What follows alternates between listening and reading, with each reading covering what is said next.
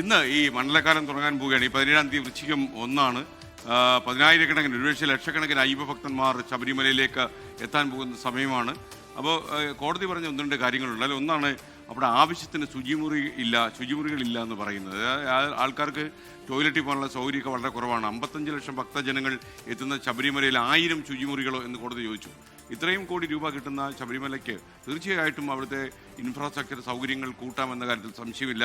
പക്ഷേ ഇത് മണ്ഡലക്കാലം അടുത്ത സമയത്ത് ഇനി എന്നാണോ ശുചിമുറികൾ ഉണ്ടാക്കുക, സൗകര്യങ്ങൾ വർദ്ധിപ്പിക്കുക, ഭക്തർക്ക് ആവശ്യമായ സൗകര്യങ്ങൾ വർദ്ധിപ്പിക്കണമെന്ന് കോടതി അർത്ഥശങ്കയില്ലാത്ത വിധം ഇന്ന് പറഞ്ഞു.